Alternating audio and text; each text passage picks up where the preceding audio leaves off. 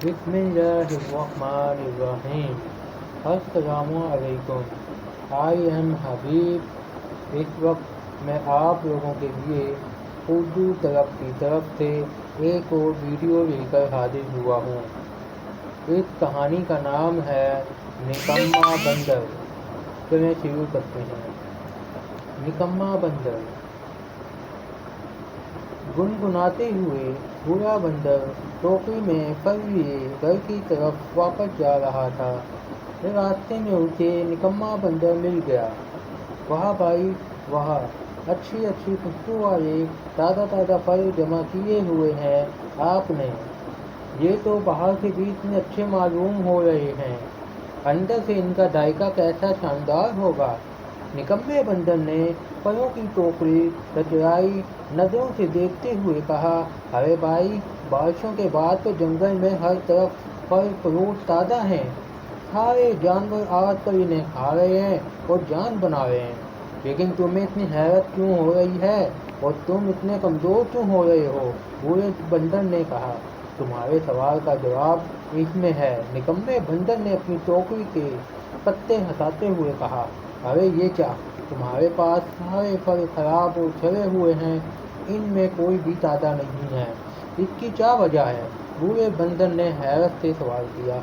निकम्मे बंदर ने जवाब देते हुए कहा, दरअसल मैंने दरख्तों पर चढ़ना छोड़ दिया है। ऊपर चढ़कर मैं खुद को तकलीफ में नहीं डालता। फिर तुम ये सब कहाँ से जमा करते हो? बूढ़े बंदर ने पूछा। निकम्मे बंदर ने कहा, दूसरे जानवरों से जो गिर जाते हैं या जिन्हें वो आधा खाकर छोड़ देते हैं, इन्हें उठा लेता हूँ या किसी से मांग कर रख लेता हूँ। इस तरह मेरा काम हो जाता है। अच्छा, तो तुमने मेहनत करना छोड़ दी और बेकारी बन गए, जो खराब और दूसरों के फेंके हुए फल खा रहे हो। बूढ़े बंदर ने अफसोस से कहा, मेरे भाई, दरअसल मुझसे मेहनत नहीं होती। आप चाहें उसे जो भी नाम दो।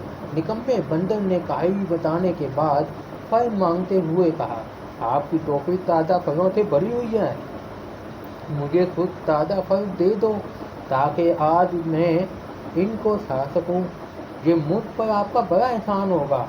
अगर आज मैं तुम्हें मांगने पर दे दूं तो ये मेरा एहसान नहीं बल्कि जुल्म होगा और तुम्हारी मांगने की आदत पक्की हो जाएगी और मेहनत से तुम्हें मौत आने लगेगी। तुम्हें चाहिए मेहनत करो और दूसरों से मांगना छोड़ दो। ये कहते हुए बूढ़े बंदर ने अपनी टोकरी उठाई और बगैर कुछ दिए वहाँ से चला गया। प्यारे बच्चों, दूसरों से मांगने और सवाल करने की आदत बुरी है, जिसकी वजह से इंसान सुस्त और कामचोर बन जाता है।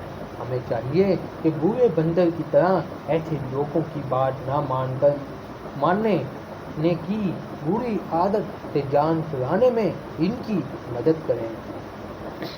तो दोस्तों, अगर आप लोगों को हमारी कहानी पसंद आई हो तो हमारे चैनल को सब्सक्राइब कीजिए, वीडियो को लाइक कीजिए और दोस्तों के साथ मेरी इस वीडियो को अपने दिल से शेयर करें। शुक्रिया।